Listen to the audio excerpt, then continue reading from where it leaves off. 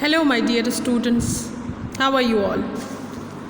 My dear students, this video lesson is made to explain you a very important or you कहें कि the most important topic from first year chemistry syllabus chapter number 7.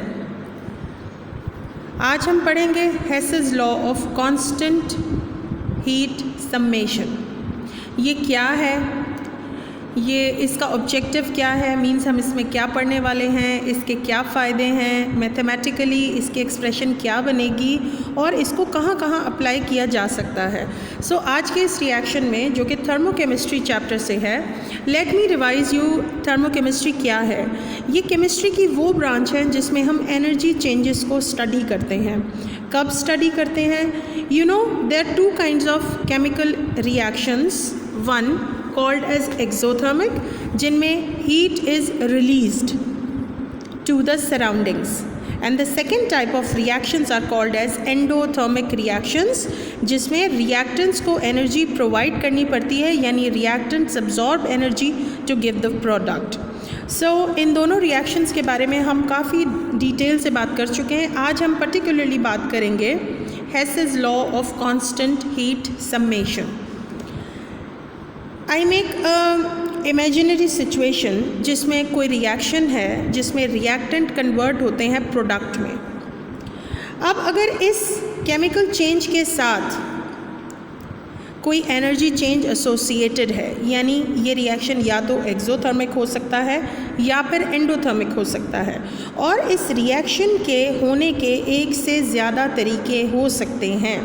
आज जो हम नई बात पढ़ रहे हैं ना, chemical reactions as exothermic and endothermic can take place by single step or maybe in different steps.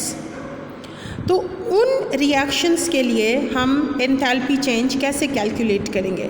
Suppose there is a chemical reaction in which A is forming B. Reactants converting into product B. और इस reaction को अगर एक step में होना होता है तो जो टोटल एनर्जी चेंज है वो हम रिप्रेजेंट करते हैं by delta H. So delta H will be the total enthalpy change for the conversion of A into B in a single step process. Now we imagine another situation जिसमें ये chemical A chemical product B बनाएगा, मगर एक step में नहीं बल्कि एक से ज़्यादा स्टेप्स में. इसको हम लिखेंगे बाय डिफरेंट रूट्स, यानी इन मल्टीपल स्टेप्स.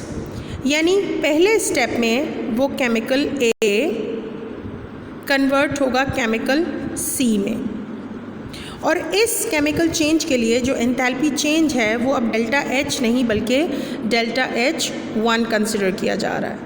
इसी तरह जब केमिकल C केमिकल D में कन्वर्ट होगा, means another step, this enthalpy change is delta H2. And when chemical D converts into final product B, जो कि पहले एक स्टेप में बना था, इसके लिए जो एंथैल्पी चेंज आ रहा है वो हम रिप्रेजेंट करते हैं डेल्टा H3. अब आप देख लो कि सारी एंथैल्पीज़ के लिए हमने अलग अलग सिंबल्स यूज़ किए हैं, क्योंकि इनकी क्वांटिटीज़ भी अलग अलग होंगी, और ज़रूरी नहीं कि ये सारे एंडोथर्मिक हो और ज़रूरी ये भी नहीं कि ये सारे एक्सोथर्मिक हो. तो जब हम हेस लॉ ऑफ हीट सम्मेशन की बात करते हैं तो हम ये मैथमेटिकली प्रूव करता हुआ देखते हैं कि कोई भी केमिकल रिएक्शन अगर एक स्टेप में होता है या फिर इन मल्टीपल स्टेप्स में होता है, तो मैथमेटिकली जो total enthalpy change delta H होगा, यानी जो वन स्टेप की एंथैल्पी होगी, that will be the summation product of all the enthalpies associated with reaction A to C, C to D and D to B finally. So delta H1, delta H2 and delta H3 की अगर आप enthalpies सम करेंगे तो आपको मिलेगी delta H. This is the new version of studying thermochemical reactions. So in statement we will state it like this: the heat of a reaction or the enthalpy change in a chemical reaction depends upon the initial state of reactants and final state of the product. अगर आपको याद आता है तो मैंने आपको पढ़ाया था कि जो इंथैल्पी होती है वो total heat content of the system होता है और ये एक स्टेट फंक्शन होता है, यानी इसकी इनिशियल स्टेट कुछ और होती है और फाइनल स्टेट चेंज के बाद कुछ और होती है. So in fact Hess law of constant heat summation is explaining that the heat of the reaction or the total enthalpy change in a chemical reaction depends upon the initial state of the reactant, for example A, and the enthalpy of the products, means final enthalpy of the products B, and it is independent of the path which the reaction is taking to or brought about.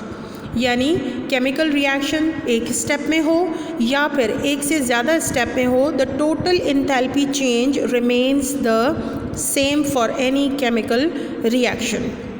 The next point is very important, that heat of reaction is same whether it is carried out in a single step or in a series of steps.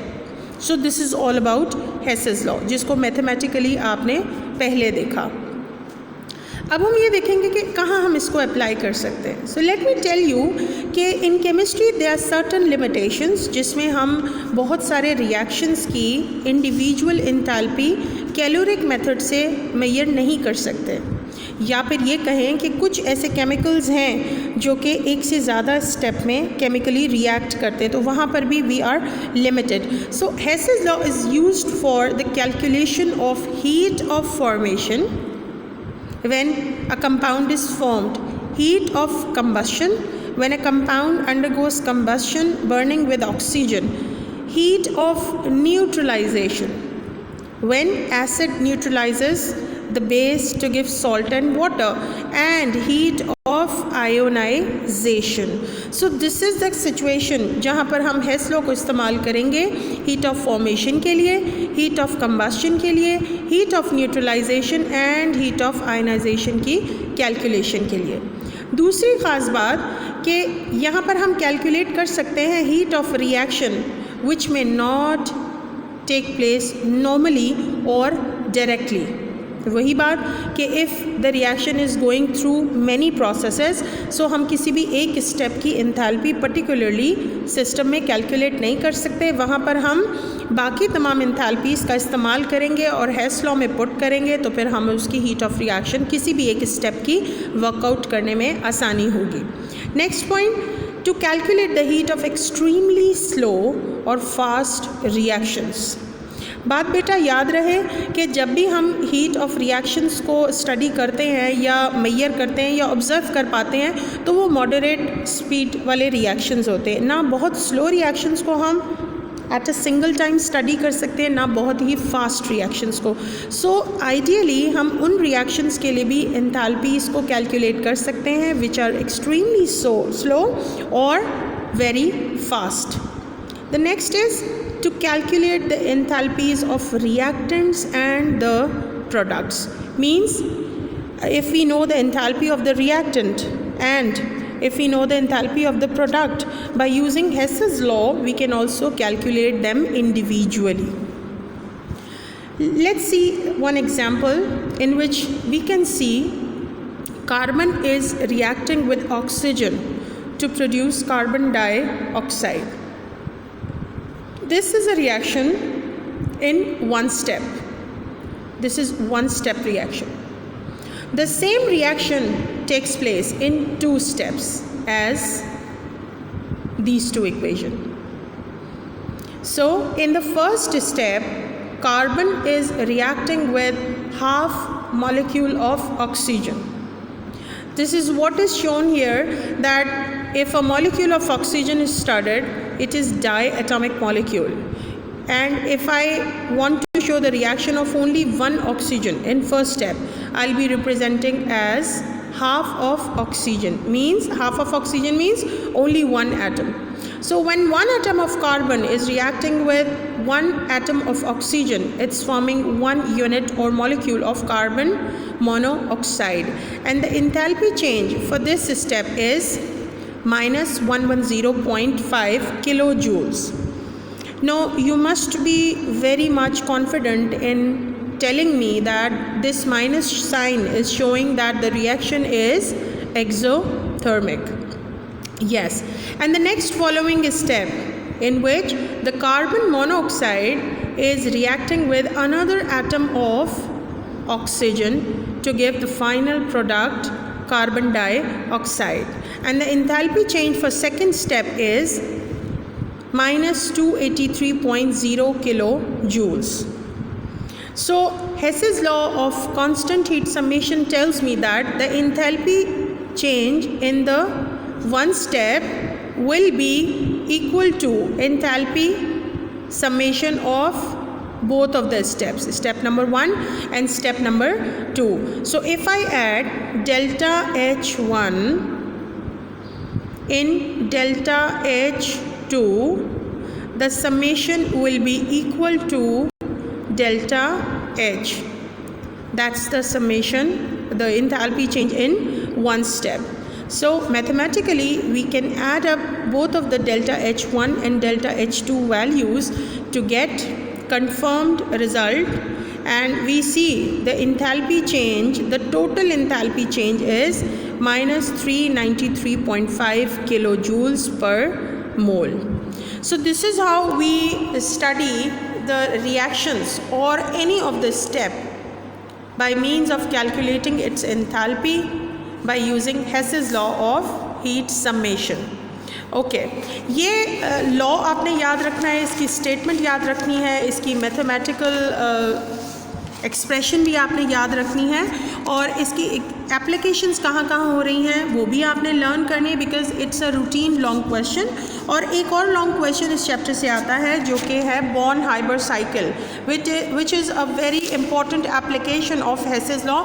इसको मैंने आपको next video में पढ़ाना है. जब तक कि आप इतना याद करें, लर्न करें, and try to solve the MCQs from your textbook and from your past papers from the Hess's law of heat summation, then I will come again to teach you the application of Hess's law as Born-Haber cycle.